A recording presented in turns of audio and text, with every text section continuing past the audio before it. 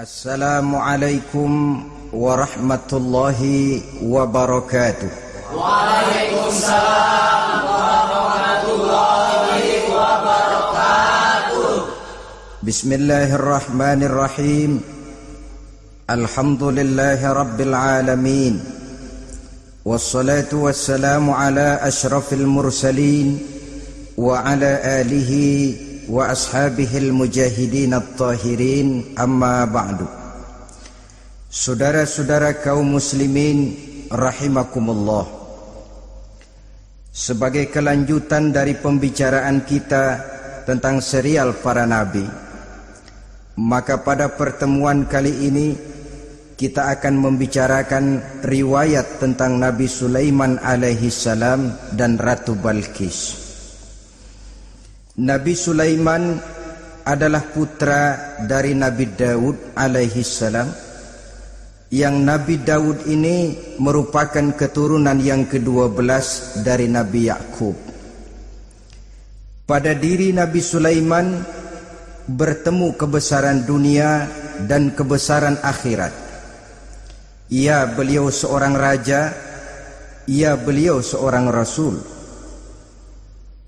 ya beliau seorang pemimpin agama, ya juga beliau adalah seorang pemimpin negara. Alangkah idealnya memang jikalau ulama menjadi umaro, atau jikalau umaro adalah seorang ulama. Dengan posisinya sebagai ulama, maka nilai kepemimpinannya terpelihara dari segala macam bentuk penyelewengan.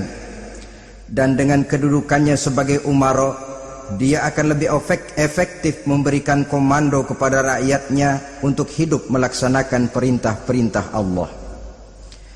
Tetapi oleh karena orang yang sekaligus jadi ulama dan umaro termasuk jenis makhluk langka, maka agama hanya akan memberikan pesan agar yang bernama ulama dan umaro saling bekerja sama untuk kemaslahatan dan kemanfaatan rakyat.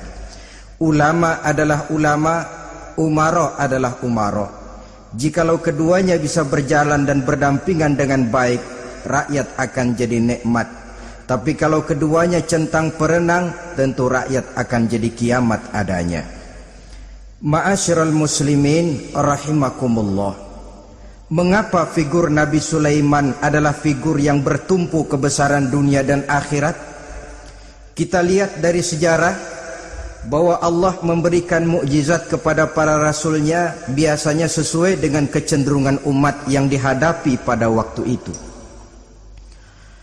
Umat yang dihadapi Nabi Musa alaihi salam adalah umat yang senang kepada kegagahan, suka kepada bentuk badan yang kuat. Oleh karenanya mukjizat yang diberikan Allah kepada Nabi Musa berupa kekuatan baik tongkat maupun tenaganya. Sebaliknya, umat di zaman Nabi Isa alaihi salam cenderung berbangga dengan kemahirannya di bidang ilmu kedokteran dan ketabiban. Maka mukjizat yang diberikan Allah kepada Nabi Isa adalah mukjizat yang bisa mengatasi semua itu, sehingga Nabi Isa dengan izin Allah bisa menyembuhkan orang yang kena penyakit kusta, belang, bahkan sampai bisa menghidupkan orang mati dengan izin Allah. Di zaman Nabi Muhammad sallallahu alaihi wasallam, kecenderungan umat kepada kemampuan bersyair, sehingga ketika itu yang dihargai adalah ujung tombak dan ujung pena. Ujung tombak dalam arti pahlawan perang, dan ujung pena dalam arti seniman dan penyair. Maka di antara mukjizat terbesar yang diberikan kepada Nabi adalah Al-Quranul Karim, yang keindahan gaya bahasanya tidak seorang penyair pun sanggup menandinginya. Di zaman Nabi Sulaiman alaihi salam, kebesaran dan kemegahan dunia, kekuatan dan kejayaan menjadi ukuran. Kita tahu bahwa Jalut yang dihadapi oleh Nabi Daud adalah seorang yang bertubuh besar dan gagah perkasa, yang dalam sejarah lebih kita kenal dengan nama Goliat misalnya. Maka tidak heran kalau mukjizat yang diberikan Allah kepada Nabi Musa merupakan mukjizat yang bertumpu antara kebesaran dunia dan kebesaran akhirat, sebagai raja dan juga sebagai nabi. Tetapi yang patut menjadikan pelajaran buat kita terhadap seluruh kebesaran yang diberikan itu, Nabi Sulaiman berkata, haza min fadli rabbi liyabluwani aashkuru am akfuru. Semua ini, kekuasaan dan kebesaranku, kejayaan dan kekayaanku, adalah anugerah Tuhan untuk menguji diriku. Adakah aku menjadi bersyukur karenanya atau malah aku menjadi ingkar karenanya? Alangkah baiknya jikalau ucapan Nabi Sulaiman ini kita bisa resapi dan kita bisa terapkan dalam kehidupan ini. Seorang pedagang yang berhasil berkatalah seperti perkataan Nabi Sulaiman. Seorang pejabat dengan kedudukan tinggi berkatalah seperti perkataannya Nabi Sulaiman. Seorang ulama dengan posisi sebagai pemimpin yang non formal berkatalah seperti perkataan Nabi Sulaiman. Seluruhnya berkata, haza min fadli rabbi. Seluruhnya ini adalah karunia Allah untuk menguji diriku, adakah aku bersyukur atau aku menjadi ingkar karenanya. Inilah sekelumit tentang kebesaran Nabi Sulaiman alaihi salam. Pada usia 13 tahun beliau sudah mewarisi kerajaan ayahnya Nabi Daud dengan meninggalnya Nabi Daud alaihi salam. Dan sejak itu keistimewaan Nabi Sulaiman alaihi salam sudah nampak dalam kehidupan. Beberapa keistimewaan bisa kita catat dari pribadi Nabi Sulaiman ini. Pertama, beliau cerdik, cerdas dan bijaksana, dan tentu saja harus begitu. Kalau Rasul goblok, mana ada umat yang mau ikut. Tetapi kecerdikan dan kecerdasan serta sifat bijaksana ini nampak dari beberapa kisah yang pernah dihadapinya. Pertama, di saat beliau berumur 11 tahun, ketika itu yang menjadi raja adalah ayahnya Nabi Daud, datang mengadu seorang petani bahwa sawah ladangnya, tanaman-tanaman yang ditanamnya habis dimakan oleh binatang ternak dari tetangga di sebelahnya. Maka ia mengajukan usul agar binatang ternak yang memakan tanam-tanamannya itu diberikan saja kepadanya. Nabi Daud meluluskan permintaan petani ini, tapi Nabi Sulaiman berkata, ayah, maafkan saya. Kalau boleh saya mengajukan usul, jangan seluruh binatang ternak gembala itu diberikan kepada petani. Akan lebih baik kalau binatang ternak yang memakan tanam-tanamannya itu diberikan kepada si petani selama 1 tahun. Apabila ia berkembang biak, beranak, hasil susunya seluruhnya selama 1 tahun itu boleh dimanfaatkan oleh petani tadi. Dengan demikian saya rasakan ini merupakan satu yang lebih adil ketimbang yang tadi itu. Keputusan Nabi Sulaiman ini diterima baik oleh ayahnya, oleh si petani dan oleh si gembala tadi. Pada usia 11 tahun ia sudah menunjukkan kecerdikan, kecerdasan dan sifat yang bijaksana. Contoh yang kedua, ada 2 orang ibu yang pada saat akan bekerja di ladang masing-masing meletakkan bayinya di satu tempat, lalu keduanya pun asyik pergi bekerja. Sedang kedua ibu itu bekerja dengan asyiknya, datanglah seekor serigala menerkam salah seorang anak bayi tadi dan kemudian dibawanya. Tinggallah anak bayi seorang. Ketika kedua ibu tadi kembali ke tempat dia meletakkan anaknya, maka keduanya lalu berebut anak yang satu itu. Jadi kasus berebut bayi rupanya memang sudah ada dari dulunya. Yang satu berkata itu anaknya, yang lain mengakui itu pun juga anaknya. Akhirnya keduanya mengadu kepada Nabi Sulaiman. Masing-masing ngotot, tidak ada yang mau mengalah.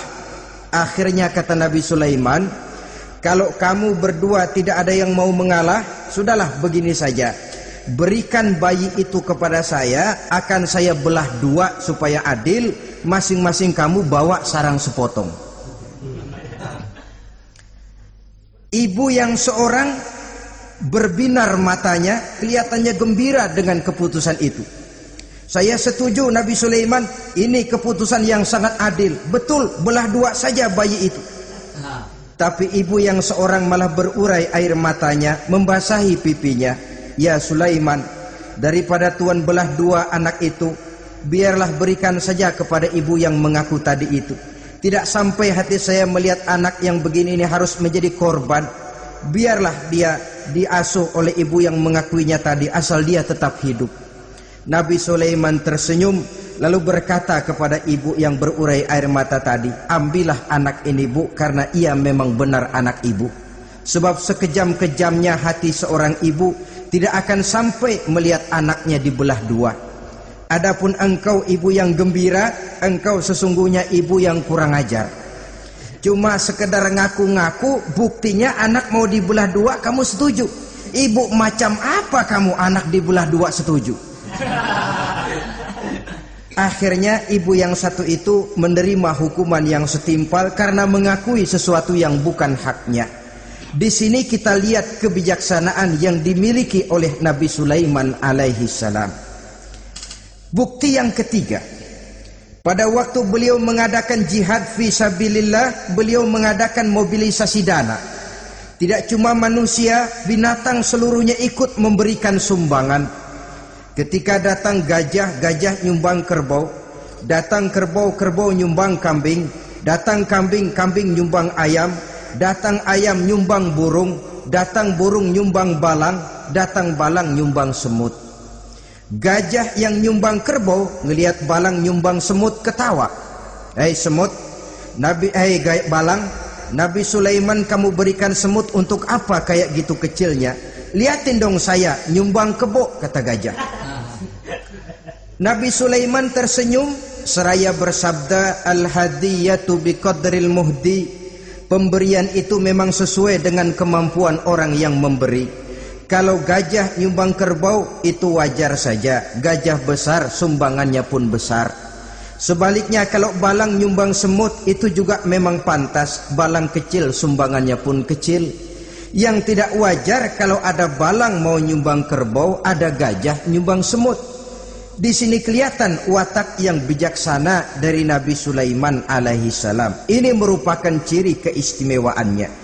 Setiap rasul dibekali dengan sifat ini yang namanya sifat fatonah, cerdik, cerdas, dan bijaksana. Yang ini memang merupakan mukjizat. Kecerdasan seorang rasul tidak merupakan hasil sekolahan, tapi merupakan bimbingan wahyu semata-mata, dan ini yang tidak bisa ditandingi oleh manusia. Jadi jangan lalu ngambil dalih Rasul aja nggak sekolah pinter, lalu ikut nggak sekolah, ya goblok terus. Itu khususiat kok. Sifat yang namanya fatona itu merupakan bimbingan daripada wahyu. Adapun manusia, jikalau dia mau cerdik, jikalau dia mau cerdas, jikalau dia mau bijaksana, dia harus belajar. Ya lewat bangku sekolah, ya lewat teman bergaul, ya lewat bertanya kepada orang-orang pandai, atau autodidak. Dengan hidup banyak membaca dari kehidupan ini. Dengan demikian nilai kecerdikan, kecerdasan dan kebijaksanaannya akan bisa meningkat adanya. Ini keistimewaan pertama. Keistimewaan yang kedua, Nabi Sulaiman diberikan kekuasaan oleh Allah sehingga bisa menguasai angin, jin, bahkan juga mengerti segala macam bahasa binatang. Menguasai angin, beliau bisa menundukkan angin ribut dan memerintahkannya angin itu. Dalam surah Al-Anbiya ayat 81 kita temukan, wali Sulaiman ar-riha asifatan tajri bi amrihi ilal ardil lati barakna fiha. Dan bagi Sulaiman, ia mampu menundukkan angin ribut yang bertiup menurut perintahnya ke permukaan bumi yang kami berkahi di dalamnya. Menguasai angin, barangkali istilah sekarangnya memahami betul meteorologi. Itu sebabnya mukjizat hanya diberikan kepada Rasul, orang yang jiwanya sudah stabil. Coba kalau potongan kita diberikan keistimewaan bisa ngatur angin, Saban sehari main angin. Nggak boleh ada orang kita keselin, kesel sama orang undang angin, hantam saja. Maka mukjizat semacam ini hanya diberikan kepada orang yang jiwanya sudah stabil. Ada satu cerita, namanya juga cerita, tapi kebenarannya mendekati. Seorang wali di tanah Jawa sholat Jumat di Masjidil Haram di Mekah itu. Namanya wali kalau di Jawa kan pakai belangkon. Dia sembahyang di Masjidil Haram. Ini ada orang Arab usil, tumben ngelihat belangkon. Ini apa di tengah masjid? Dia tepak belangkon itu, miring di atas kepala. Begitu belangkonnya miring, tanah kayaknya ikut miring. Sehingga penduduk heran, ini apa tanah jadi miring begini? Lalu ada seorang wali juga yang alim dan mengerti, lihat-lihat di tengah Masjidil Haram ada belangkon miring di atas kepala. Jangan-jangan ini sebabnya ini. Dia samperin, dia dananin lagi tuh belangkon rata, tanah kelihatannya kayak rata lagi. Keistimewaan seperti ini pun hanya diberikan kepada orang yang jiwanya memang sudah stabil. Coba kayak kita diberikan keistimewaan kayak begitu, main belangkon melulu. Saudara-saudara kaum muslimin rahimakumullah, juga bisa menguasai jin, memerintahkan jin, dan juga mengerti segala macam bahasa binatang. Kita bisa lihat dalam surah As-Saba ayat 12 misalnya. Demikian juga tentang mengerti bahasa binatang. Pada satu hari Nabi Sulaiman dan bala tentaranya lewat di satu lembah. Lembah itu kebetulan lembah semut. Ketika mereka lewat di lembah itu, Raja Semut lihat dari kejauhan, dia pidato kepada rakyatnya para semut itu. Apa katanya? Ya ayyuhan namlu dukhulu masakinakum la yahtimannakum Sulaiman wa junuduh wa hum la yash'urun. Jadi ini Raja Semut melihat Nabi Sulaiman datang bersama seluruh bala tentaranya, dia pidato kepada rakyatnya. Saudara-saudaraku rakyat semut, di mana saja suara saya bisa didengar. Perhatikan, lembah itu kebetulan lembah semut. Ketika mereka lewat di lembah itu, Raja Semut lihat dari kejauhan, dia pidato kepada rakyatnya para semut itu. Apa katanya? Ya ayyuhan namlu dukhulu masakinakum la yahtimannakum Sulaiman wa junuduh wa hum la yash'urun. Jadi ini Raja Semut melihat Nabi Sulaiman datang bersama seluruh bala tentaranya, dia pidato kepada rakyatnya. Saudara-saudaraku rakyat semut, di mana saja suara saya bisa didengar. Perhatian, perhatian. Ini Nabi Sulaiman mau lewat dengan seluruh bala tentaranya. Kamu semua supaya masuk ke dalam lubang kamu masing-masing. Sebab kalau kamu enggak masuk ke lubangmu masing-masing, akan diinjak oleh Sulaiman dan bala tentaranya, sedangkan mereka tidak tahu kalau kamu kena injak. Masuklah semut itu seluruhnya ke dalam lubangnya masing-masing. Nabi Sulaiman senyum. Fatabassama dhahikan min qawliha. Mendengar ucapan Raja Semut ini, Nabi Sulaiman tersenyum. Lalu berkata, apa katanya? Rabbi auzi'ni an ashkura ni'mataka allati an'amta alayya wa ala walidayya wa an a'mala salihan tardahu wa adkhilni birahmatika fi ibadika salihin. Satu pengakuan yang tulus yang jauh dari watak kesombongan. Mendengar Raja Semut berkata semacam itu, beliau senyum lalu berkata, wahai Allah, tetapkan kiranya hati saya ini untuk selalu bersyukur terhadap nikmat yang Engkau karuniakan kepada saya. Karena nikmatku, nikmat yang Engkau berikan kepadaku, saya mengerti bahasa binatang. Karena mengerti bahasa binatang, saya mengerti seruan Raja Semut itu. Tetapkan saya untuk selalu bersyukur ya Allah atas nikmat yang Engkau berikan ini, atas nikmat yang Engkau berikan kepada kedua orang tua saya, dan tetapkan saya untuk selalu melakukan amal soleh yang Engkau ridhoi, dan masukkan saya ke dalam golongan hamba-hambamu yang soleh. Satu pengakuan yang tulus, yang jauh dari sifat kesombongan. Mungkin kalau sombong yang lahir, begitu dengar Nabi Sulaiman bahwa semut ngomong begitu, beliau akan berkata, iya masuk gede buruan. Tapi kan tidak.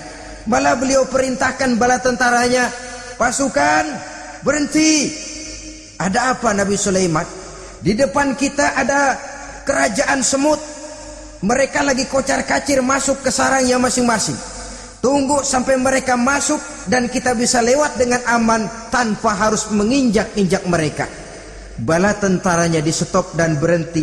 Ternyata kebesarannya tidak menyebabkan ia lalu memandang remeh sampai kepada makhluk yang bernama semut sekalipun. Masih tetap dihargainya sebagai makhluk dari Allah Subhanahu wa ta'ala. Sesuatu yang perlu menjadi contoh kita semua. Sebab orang bilang kadang kacang sering lupa akan kulitnya. Kadang posisi kita yang tinggi menyebabkan kita lupa dari mana kita berasal. Kadang harta yang kita miliki menyebabkan kita lengah dari mana kita datang. Akhirnya yang timbul adalah sifat sombong dan angkuh. Ibarat kata orang, kacang lupa dengan lanjarannya. Ma'asyiral muslimin rahimakumullah. Ini kebesaran dan keistimewaan yang diberikan Allah kepada Nabi Sulaiman alaihi salam. Apa yang perlu kita jadikan tamsil dan ibarat dari kebesaran ini? Saudara-saudara kaum muslimin rahimakumullah. Keadilan sebagai umara yang berpadu dengan kebijaksanaan sebagai ulama. Satu hari seorang sahabat bertanya kepada Rasulullah sallallahu alaihi wasallam, "Ya Rasul, kalau pada satu saat ajal merenggut Tuan berlalu meninggalkan kami sekalian, kita berpisah untuk selamanya ya Rasul. Dalam kondisi semacam itu, azahrul ardi khairul lana am batniha? Mana yang lebih baik ya Rasul buat kami kalau sudah ditinggalkan oleh Tuan? Permukaan bumi atau perut bumi yang lebih baik?" Ini pertanyaan dengan bahasa kinayah. Permukaan bumi maksudnya hidup. Perut bumi maksudnya mati. Orang kalau sudah masuk ke perut bumi kan habis. "Ya Rasul, kalau engkau sudah tidak ada meninggalkan kami semua, mana yang lebih baik buat kami, hidup atau mati?" Bukan main pertanyaan ini. Di satu sisi menggambarkan cintanya sahabat kepada Nabi, sehingga kalau tidak bisa mati bersamaan, biarlah mati beriring saja. Di lain pihak juga mencerminkan bingungnya sahabat kalau sudah ditinggalkan oleh Rasul. Atas pertanyaan ini apa jawab Rasul? "Kamu gak usah khawatir. Walaupun aku sudah tidak ada, kembali ke hadratullah azza wa jalla, meninggalkan kamu semua, kamu tidak usah bingung. Dengan syarat, idza kana umaraukum khiyarukum wa amrukum syura bainakum wa aghniyaukum askhiyaukum fa zahrul ardi khairul lakum min batniha." Kalau saja para umara, kalau saja pemimpin-pemimpin kamu adalah orang-orang yang terbaik di antara kamu, dan seluruh persoalan yang kamu hadapi dapat kamu musyawarahkan dengan baik, lalu orang-orang kaya di antaramu adalah orang-orang yang dermawan, ketika itu walaupun aku sudah tidak ada, hidup lebih baik daripada mati. Permukaan bumi lebih baik daripada perut bumi. Dengan catatan tiga tadi. Pemimpinmu orang yang terbaik di antara kamu, segala persoalan kamu musyawarahkan, dan orang kayamu orang dermawan. Walaupun aku tidak ada, hidup lebih baik daripada mati. Tapi sebaliknya kata Nabi, idza kana umaraukum syirarukum. Kalau umarokmu, pemimpin-pemimpinmu adalah orang-orang yang terjahat di antara kamu.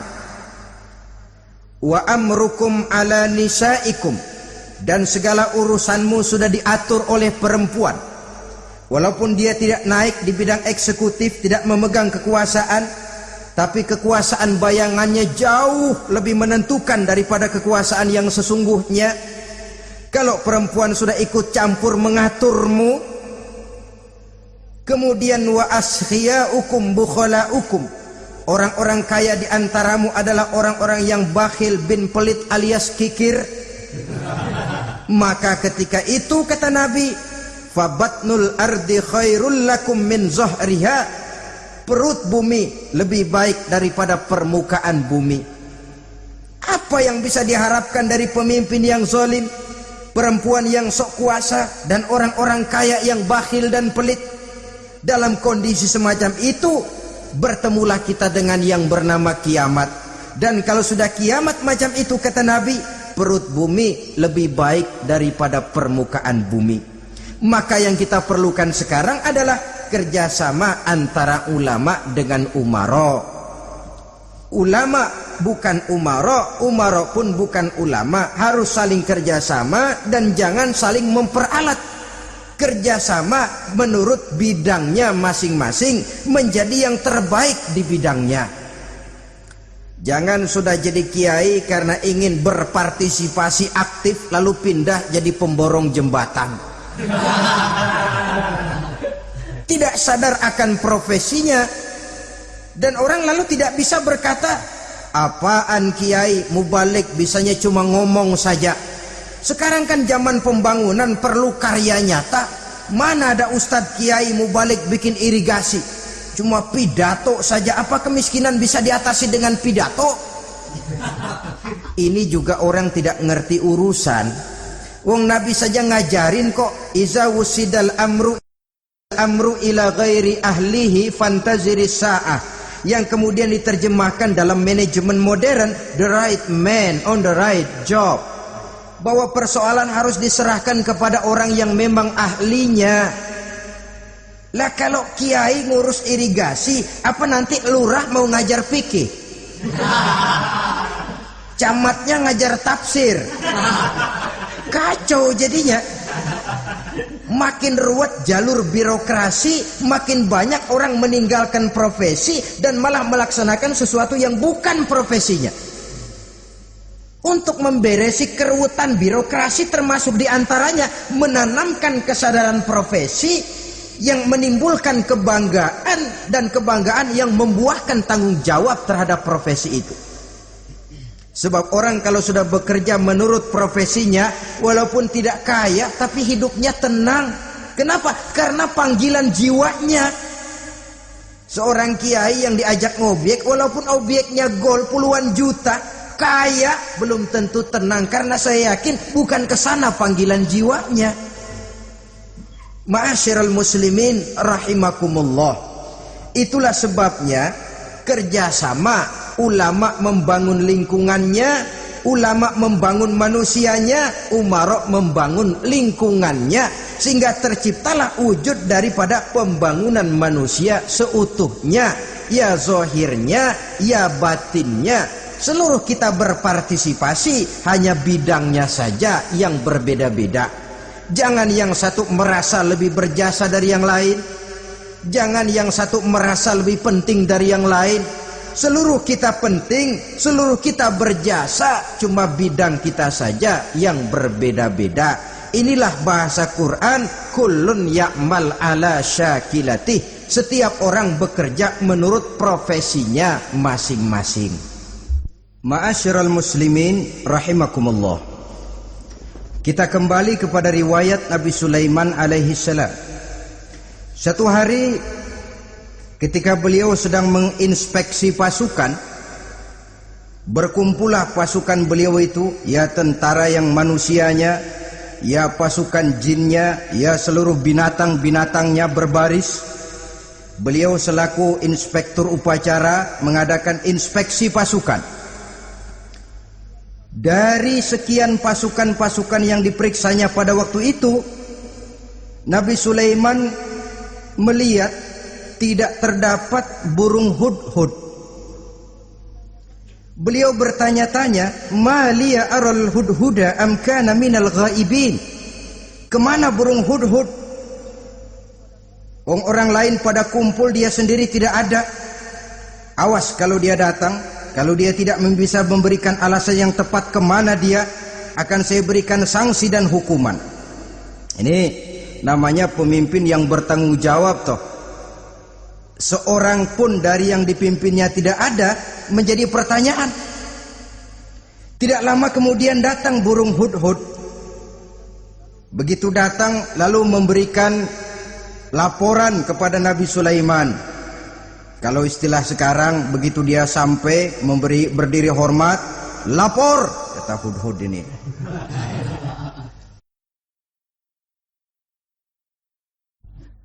Bagaimana Hudhud? Maaf Tuan Raja, saya terlambat. Iya, kenapa terlambat? Patroli Tuan Raja. Kemana saja kamu patroli? Keliling. Lalu apa hasilnya? Inni wajadtu imra'atan tamlikuhum wa utiyat min kulli syai'in wa laha 'arsyun 'azim. Saya baru patroli ke satu negara yang bernama Sabah, Tuan Raja. Sabah, saudara tahu Sabah? Di mana itu? Dekat ibu kota Yaman sekarang. Di sana Tuan Raja, kata Hudhud ini, wajadtu imra'atan tamlikuhum. Yang jadi raja perempuan. Kalau Tuan raja besar, Tuan orang laki. Ayah Tuan raja besar Nabi Daud laki. Ini mah model Tuan raja. Orangnya rajanya raja besar tapi perempuan. Tumben saya ngelihat ada raja perempuan, kerajaannya begitu besar. Begitu. Iya. Lalu dia jadi raja bagaimana? Ia mewarisi kerajaan ayahnya Sri Baginda Raja Syarahil. Ketika ayahnya wafat, dia naik. Walaha arsyun azim. Singgasananya besar, bagus, antik Tuan Raja. Terus bagaimana lagi? Wajadtuha wa qaumaha yasjuduna lisyamsi min dunillah. Yang jadi pikiran saya Tuan Raja, dengan kekuasaan yang besar, mereka itu seluruhnya, seluruh bala tentaranya dan kaumnya, yasjuduna lisyamsi, mereka menyembah matahari, bukan menyembah Allah. Mendengar ini Nabi Sulaiman tergerak hatinya. Waktu mendengar rajanya perempuan, kekuasaannya besar, belum tergerak. Tapi ketika sampai kepada yasjuduna lisyamsi, mereka sujud kepada matahari, di situ pribadi seorang rasulnya tergerak. Siapa nama ratu itu? Namanya Ratu Balkis Tuan Raja. Begini Hudhud, laporan kamu saya terima. Alasan kamu datang terlambat bisa dipertanggungjawabkan. Kamu tidak kena hukuman. Cuma begini saja Hudhud, karena kamu yang laporan, kamu yang tahu lokasi negaranya, kamu yang harus melaksanakan tugas ini. Apa Tuan Raja? Idhab bi kitabi hadza fa'alqih ilaihim. Kamu berangkat lagi ke negeri Sabah, bawa surat saya, berikan kepada mereka. Thumma tawalla anhum. Kemudian kamu berpaling dari mereka, tapi jangan pulang. Fanzur madza yarji'un. Lihat apa reaksi mereka setelah menerima surat ini. Baik Tuan Raja, baik. Nabi Sulaiman menulis sepucuk surat kepada Ratu Balkis, dan surat itu dibawa oleh burung Hudhud tadi. Terbanglah si burung Hudhud ini ke negeri Sabah, masuk ke istana Ratu Balkis, dan surat itu jatuh di kamar Ratu Balkis. Diambil surat tadi, kemudian dibaca. Apa isi suratnya? Innahu min Sulaiman wa innahu bismillahirrahmanirrahim. Alla ta'lu alayya wa'tuni muslimin. Surat ini dari Sulaiman.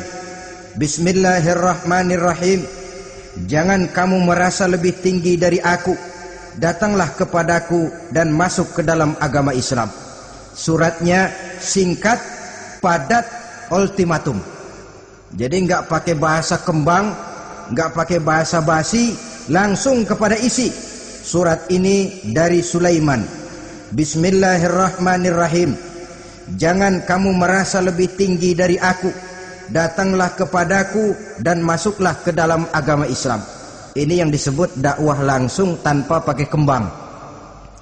Saudara-saudara, menerima surat semacam ini, Ratu Balkis lalu ngumpulin para pembantu kerajaan, aparat pemerintah lah zaman sekarang, termasuk menteri-menteri, dipanggil sidang darurat di istana Ratu Balkis.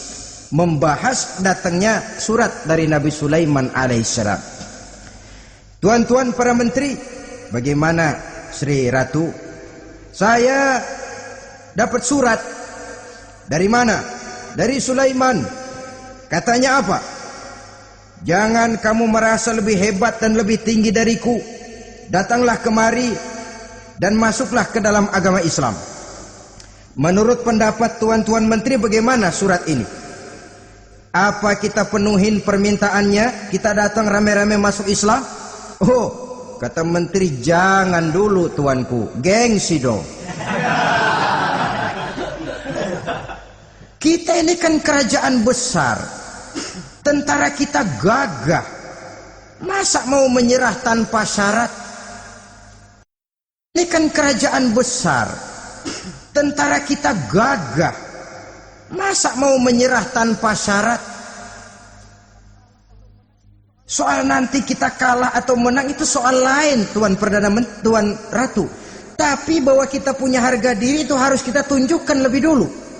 Jadi menurut Tuan Menteri bagaimana? Kami sih nunggu komando Tuan Putri saja.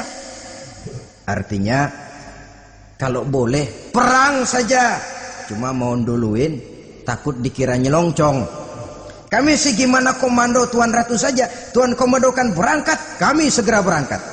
Terserah Tuan Putri, kami seluruhnya loyal, taat dan setia menunggu titah dari Sri Paduka Ratu.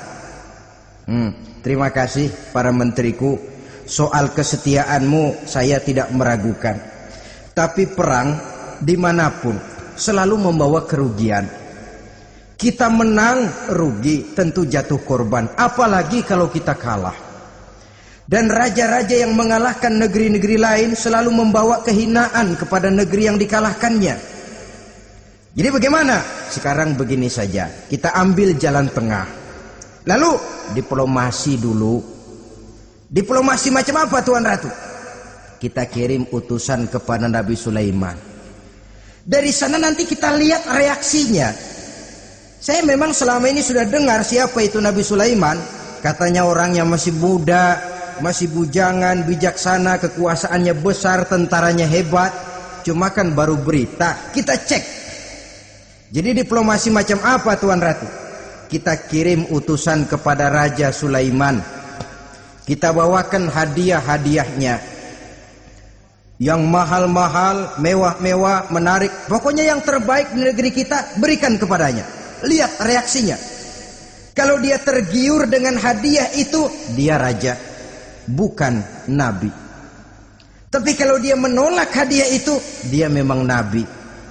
Dan apa reaksi kita nanti tergantung sikap Nabi Sulaiman. Aha, kalau begitu setujulah Ratu. Itu memang bijaksana. Diplomasi dulu. Iya, jangan datang-datang main perang aja loh. Perang sih gampang, tapi ini kan ada meja perundingan. Sepanjang masih kita bisa menempuh jalan damai, damai saja dulu. Baik, maka diaturlah satu barisan diplomasi untuk menuju Palestina, kerajaan Nabi Sulaiman alaihi salam. Rombongan terdiri dari 500 orang laki-laki dan 500 orang perempuan. Yang laki ganteng, yang perempuan cantik. Yang laki dikendarai dengan kuda-kuda pilihan, dan yang perempuan dikendarai dengan keledai-keledai pilihan. Kuda dan keledai pun dihiasi begitu rupa. Pelanaknya yang terbagus dilapis dengan sutra, sedangkan bawaan-bawaannya tidak lain daripada intan, berlian, mutiara, jamrud, yakut, kesturi yang dilapis dengan sutra tenun yang asli. Pendeknya hadiah yang serba wah. Dan rombongan ini dipimpin oleh seorang diplomat ulung dari negeri Sabah bernama Munzir bin Amru. Ini ahli diplomasi dari negeri Sabah. Dipesanlah oleh Ratu Balkis, kalau datang nanti kamu ke negeri Sulaiman, sikapmu harus begini-begini dan segala macam. Ditatar dulu, sebab ini mau diplomasi tingkat tinggi. Baik Sri Ratu. Nah, sudah mendengar perundingan ini, burung hudhud pulang. ke negeri Nabi Sulaiman, apel lagi, lapor Tuan Raja, bagaimana Hudhud? Sikapnya mereka akan mengutus utusan dengan membawa berbagai macam hadiah untuk datang ke negeri kita. Baik. Nabi Sulaiman kumpulkan tentaranya, terutama para jin. Hei tentaraku, khususnya kalian para jin, akan datang rombongan tamu besar ke negeri kita. Maka mulai saat ini saya komandokan, kamu bangun satu istana yang megah, yang belum pernah ada dalam waktu yang relatif singkat. Dan lantai daripada istana itu harus dilapisi dengan kaca-kaca tebal yang bening, bawahnya diisi dengan air, diisi dengan ikan-ikan hias yang indah-indah. Baik Tuan Raja. Maka tentara Nabi Sulaiman, sejak manusia sampai binatang sampai jin, semuanya kerja bakti membangun istana yang megah. Sehingga sebelum rombongan kerajaan Sabah ini sampai, istana sudah selesai. Mereka masuk ke dalam istana Nabi Sulaiman. Begitu melihat lantainya gemerlapan air, masing-masing pada ngangkat kain.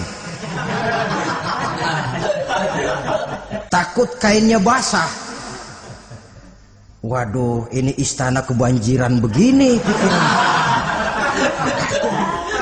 Kata Nabi Sulaiman, nggak usah diangkat kainnya, nggak usah. Ini dilapis kaca, cuma bawahnya memang kolam. Kolamnya berisi ikan. Oh, bengong, bengong, bengong aja pada melongo mulutnya.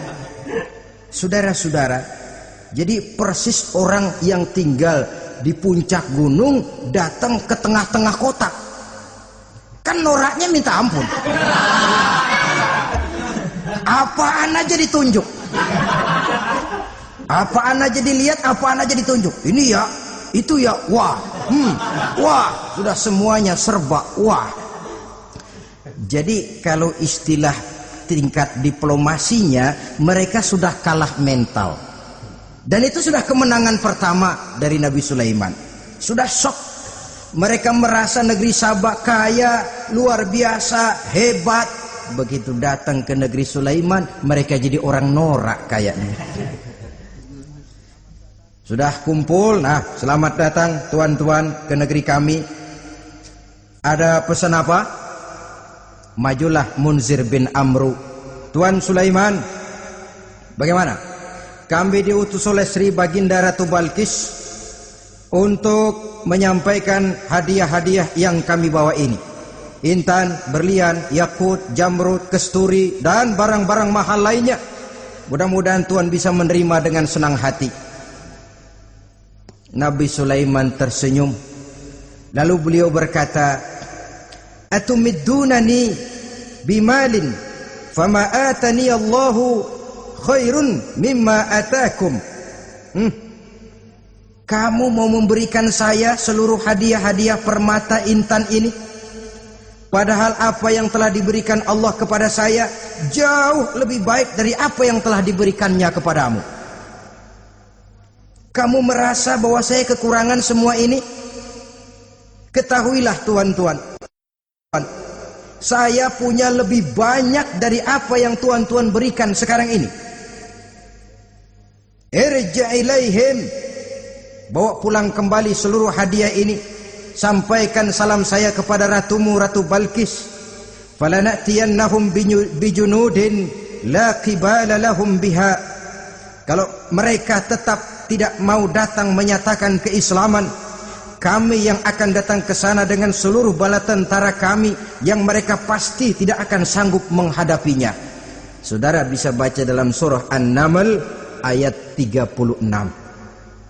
Saudara hadirin ma'asyiral muslimin rahimakumullah.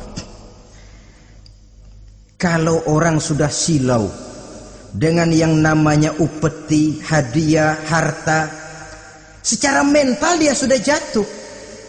Andai kata ketika itu Nabi Sulaiman menerima seluruh hadiah tadi, maka misi kerasulannya tidak akan jalan.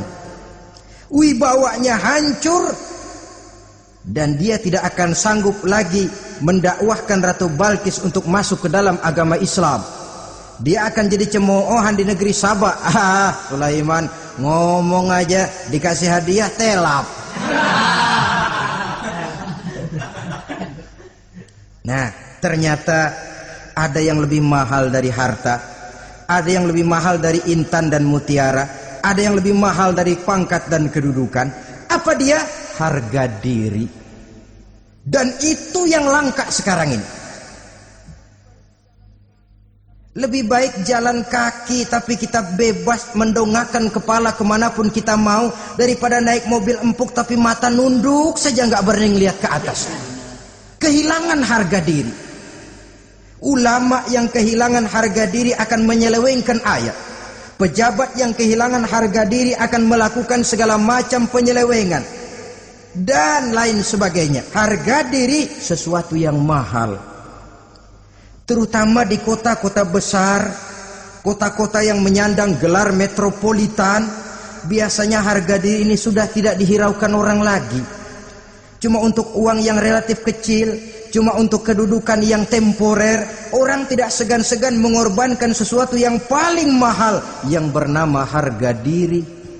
Akhirnya suap merajalela, sogok menjadi-jadi, semir pun menjamur, bahkan malah kadang-kadang jadi target. Sehingga ada pernah berita jabatan wakil gubernur katanya dikomersilkan. Siapa yang bisa memberikan sekian puluh juta dia akan naik.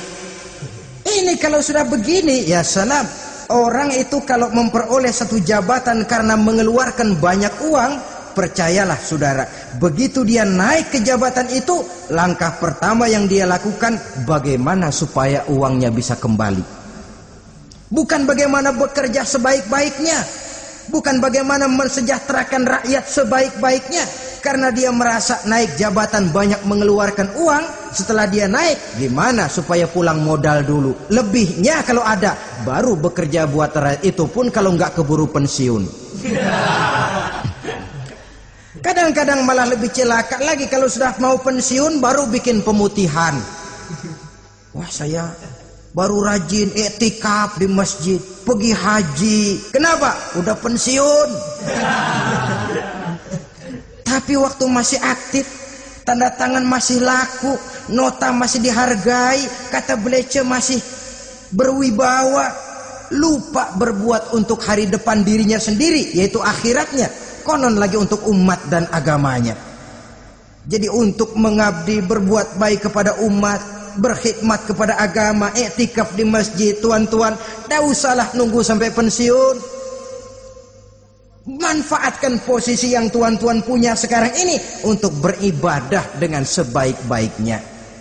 Itu pun masih bersyukur, masih bisa mengadakan pemutihan daripada tidak sama sekali. Cuma alangkah akan lebih efektifnya lagi kalau itu diawali pada saat kita masih mempunyai posisi kunci. Ini reaksi Sulaiman, saudara-saudara. Diberikan hadiah yang mahal, atumidunani bimalin, kamu mau nyogok saya dengan hadiah ini? Yang diberikan Allah lebih hebat dari yang kau bawa sekarang ini. Apa yang saya cari? Oleh Allah saya telah diberikan sesuatu yang lebih besar dari yang kau bawa. Sudah, bawa pulang saja. Sampaikan salam kepada ratumu. Kalau dia tetap ngotot tidak mau kemari, saya yang akan datang ke sana dengan seluruh bala tentara yang saya yakin sampean akan kewalahan ngadepinnya. Pulang, sampaikan salam saya, bawa seluruh hartamu. Diplomasi tahap pertama menang total. Utusan Raja Sabah sudah kalah mental, kalah juga fisik. Pulanglah mereka dengan membawa kembali seluruh hadiah yang mereka ingin sampaikan tadi. Bisa dibayangkan mentalnya itu, ya. Sama juga kita sudah punya niat ingin memberikan, menyogok seseorang, tahu-tahu yang mau disogok nggak nerima, pulang kayaknya muka kan belipet. Sulit ketemu orang. Jadi perasaan kita orang pada ngetawain aja. Padahal orang mah nggak tahu persoalannya. Tapi sikap mental sendiri itu. Jadi memang saudara-saudara ini berkaitan. Walaupun yang mau nyogok banyak, kalau yang disogok nggak mau, nggak jadi. Walaupun ada yang minta disogok, kalau yang mau nyogok nggak ada, juga nggak nyetel. Lah ini nyetel, yang mau nyogok banyak, yang disogok pun ada. Jadilah perbuatan itu. Ma'asyiral muslimin rahimakumullah. Sampai mereka di kerajaan Sabah, mereka ceritakan itu, Ratu Balkis bengong. Ternyata yang saya dengar selama ini memang benar rupanya. Sulaiman bukan cuma raja, tapi juga rasul. Bukan cuma pemimpin negara, tapi juga pemimpin agama. Lalu bagaimana, Sri Ratu? Biarlah saya pikir-pikir dulu. Pikir. Bagaimana ya? Sudahlah, begini saja. Kita sekarang berangkat ke negeri Nabi Sulaiman. Saya yang akan langsung memimpin rombongan. Ada dua tujuan Ratu Balkis sebenarnya. Tujuan pertama ingin melihat dengan mata kepala sendiri kebesaran Sulaiman yang selama ini dia cuma dengar beritanya saja. Yang kedua, ada udang di balik batu. Kalau setelah Nabi Sulaiman nanti melihat kecantikan Ratu Balkis ini, dia bisa fly. Nah, istilah anak sekarang, dia bisa fly. Nah, siapa tahu kan, karena kecantikannya Nabi Sulaiman lalu jatuh hati, dan Dewi Amor pun bicara. Nanti bila mata bertemu mata, bibir ikut senyum, hati berdetak. Maka terjadilah magnet-magnet saling bersentuhan, percintaan tingkat tinggi. Kan lumayan dapat suami, dapat pacar seorang raja besar. Jadi dengan harapan ini berangkatlah langsung memimpin rombongan. Ada dua tujuan Ratu Balkis sebenarnya. Tujuan pertama ingin melihat dengan mata kepala sendiri kebesaran Sulaiman yang selama ini dia cuma dengar beritanya saja. Yang kedua, ada udang di balik batu. Kalau setelah Nabi Sulaiman nanti melihat kecantikan Ratu Balkis ini, dia bisa fly. Nah, istilah anak sekarang, dia bisa fly.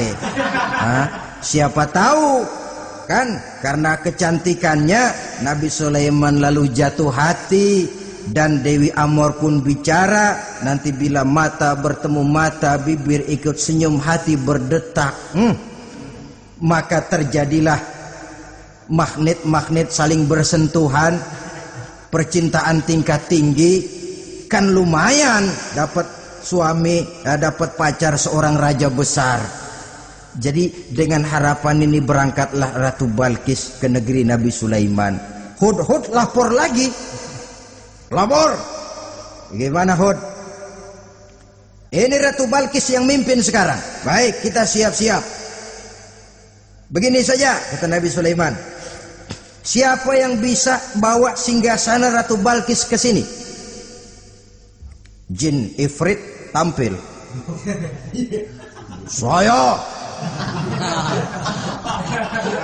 Berapa lama kamu perlukan untuk membawa singgasana Ratu Balkis kemari? Sebelum Tuan bangun dari tempat duduk, itu singgasana sudah bisa sampai kemari, Tuan Raja. Bagus. Ada yang bisa lebih cepat? Saya, kata seorang ulama. Berapa lama? Sebelum Tuan kedip. Asal Tuan kedip, Tuan melek lagi, singgasana sudah sampai di sini. Baik, kerjakan. Dalam waktu sekejap itu singgasana Ratu Balkis sudah sampai di istana Nabi Sulaiman. Pasang di sini, biar dia dudukin nanti. Robah sedikit biar dia nggak kenalin. Dirombak sedemikian rupa. Masuk Ratu Balkis ke istana Nabi Sulaiman. Terjadilah kemudian di perundingan semacam tingkat tinggi antara raja dengan raja. Bagaimana Tuan Ratu Balkis? Iya, Tuan Sulaiman. Iya, bagaimana? Saya kagum dengan kebesaran Tuan. Bukan kebesaran saya.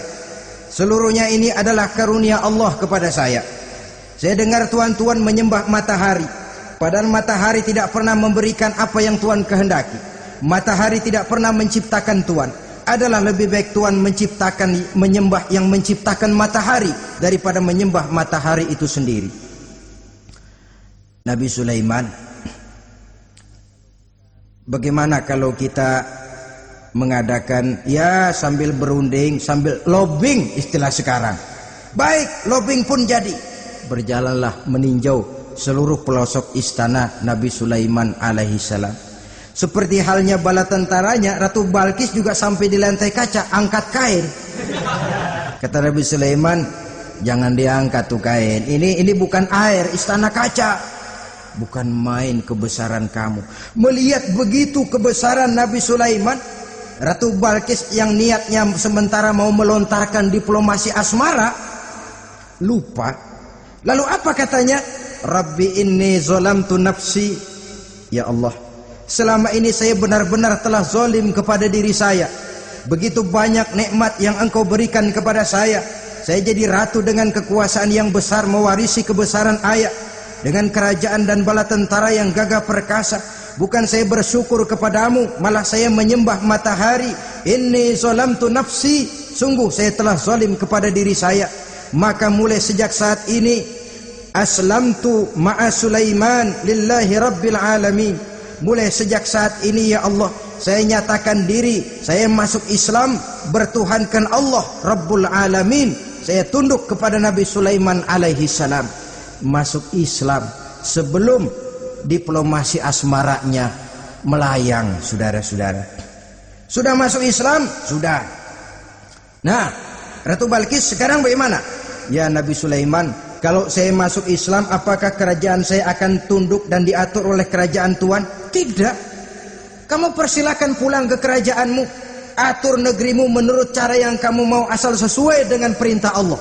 Saya bukan penjajah. Saya cuma mengajak kamu ke dalam Islam. Saya tidak ingin meluaskan wilayah saya. Asal kamu sudah masuk Islam, tugas sudah saya jalankan. Perkara kerajaanmu, kau pulang, kau atur dan kau tetap jadi raja. Jangan merasa kalau sudah masuk Islam lalu kerajaanmu saya caplok. Islam bukan penjajah, Ratu Balkis. Baiklah Nabi Sulaiman, saya tahu. Tapi untuk melanggengkan kerjasama antara kerajaan Sabak dengan kerajaan Tuhan, caranya bagaimana? Mulai ngojok-ngojok. Dia nggak bilang lu demen aja deh sama gue, enggak. Cuma untuk jangka panjangnya Sulaiman, supaya kita tetap bisa kerjasama, caranya bagaimana? Ya supaya kerajaan berumur panjang, kau harus punya keturunan, kata Nabi Sulaiman. Itu kan berarti saya harus nikah. Memang, tapi saya ratu.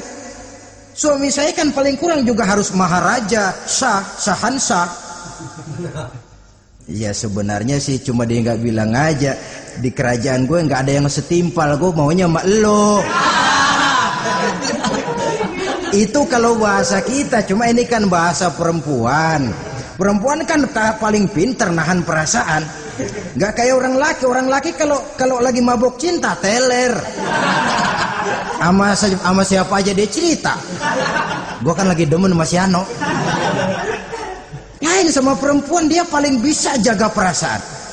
Saya kalau begitu, saya harus kawin dengan maharaja. Ya kamu tinggal pilih saja, kata Nabi Sulaiman.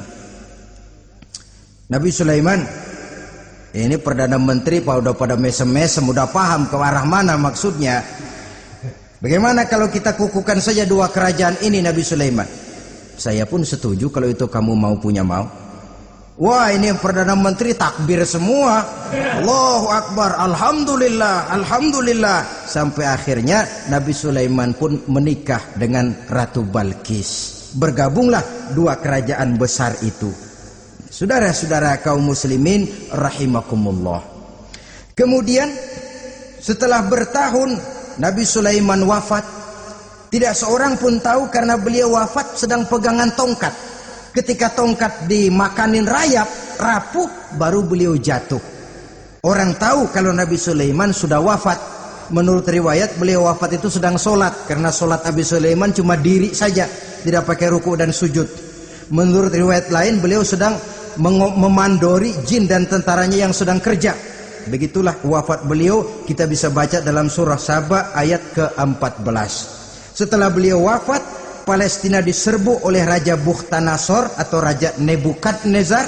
Seluruh kebesaran Sulaiman di bumi hanguskan, istananya dihancurkan, intan permata dan kekayaan beliau dirampok. dan tinggallah kebesaran Sulaiman cuma legenda saja yang kita kenal dengan istilah Haikal Sulaiman. Legenda, riwayat-riwayat yang sampai sekarang ini masih bisa kita telusuri kebenarannya. Saudara-saudara, inilah pertemuan yang singkat ini, walaupun serba singkat, mudah-mudahan ada manfaatnya. Dengan kesimpulan, seluruh anugerah yang ada pada kita hakikatnya karunia Allah. Marilah kita menjadi orang yang pandai bersyukur atas anugerah itu. Amin. Terima kasih atas segala perhatian. Mohon maaf atas segala kekurangan. Usikum wa nafsi bitaqwallah. Wassalamualaikum warahmatullahi wabarakatuh.